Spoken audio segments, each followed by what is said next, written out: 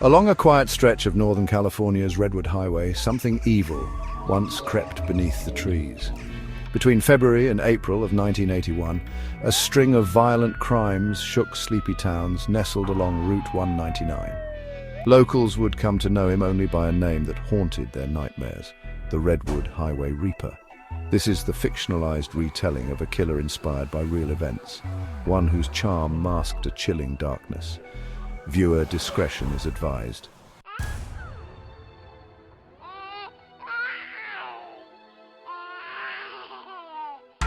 Mitchell Ray Harlan was born in 1951 in the forgotten desert town of Gunnison Falls, Nevada. Raised in a broken home, Mitchell grew up fast and mean. In his teens, he found purpose in baseball, even rising to semi-pro status. But a knee injury ended his career. He drifted between jobs: Coast Guard, grocery stocker, construction, but he had one consistent trait. Wherever he went, women went missing. Those who met him described a man who was charming but cold, like he was rehearsing his emotions.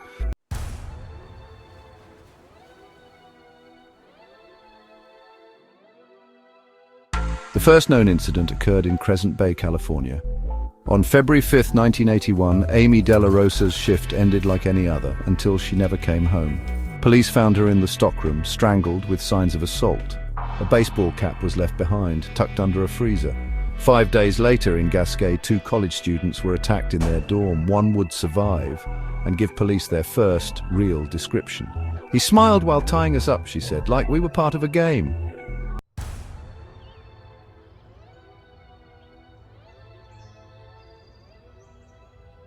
Mitchell's travels followed a chilling pattern, always along the Redwood Highway. He picked towns with low police presence, choosing victims who worked night shifts or lived alone. In Grants Pass, he broke into the home of Janice Coates, a single mother. The scene was brutal, staged. Police believed he lingered in the house hours after the murder. His crimes weren't just about violence, they were about control.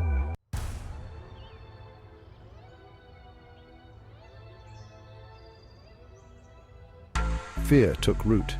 In towns like Wolf Creek and O'Brien, women stopped walking alone. Firearms sales spiked. Parents refused to let their children out after dark.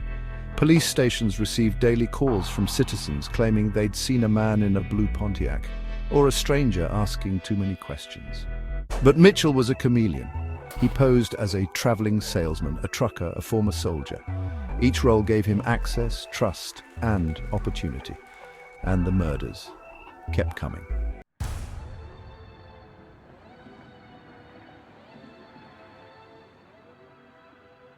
On March 20th in Wolf Creek, 24-year-old Michelle Torres vanished after her shift at a diner.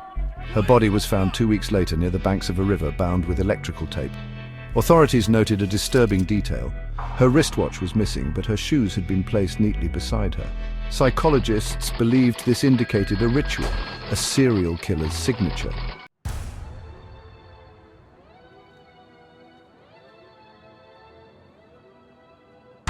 The turning point came at a truck stop near Roseburg. Samantha Ellington, a waitress, was cornered in the alley behind the kitchen, but she fought back, stabbing her attacker in the side with a butter knife and running. Blood was recovered from the scene. Her vivid description matched earlier sketches. Mitchell had made a mistake, and now the chase was on.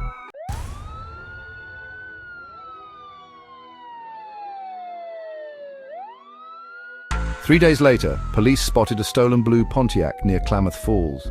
Inside was Mitchell Ray Harlan, along with a duffel bag containing women's clothing, surgical gloves, tape, and a disturbing cassette labeled Highway Confessions.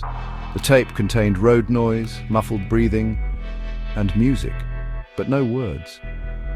A search of his motel room revealed more: receipts from multiple crime scenes, a knife with dried blood, and a notebook filled with towns and dates.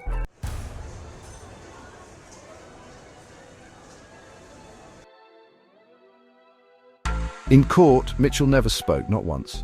He was found guilty of 4 murders, with 2 more tied to him by DNA evidence.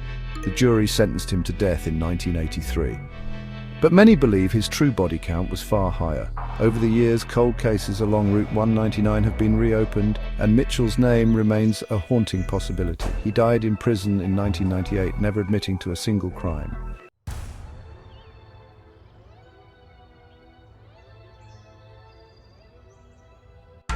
The Redwood Highway remains one of the most beautiful and eerie stretches of road in America. Locals still talk about the Reaper. Some claim to see a man walking alone at night, his jacket torn, eyes empty.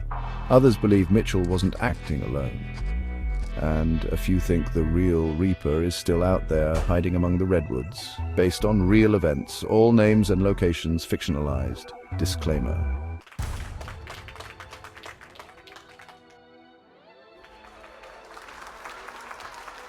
Thank you for watching. If this story kept you on the edge of your seat, consider subscribing for more fictionalized true crime stories, where darkness meets the dramatized. Leave a comment. Do you think Mitchell Harlan had more victims? Until next time, stay safe and stay curious.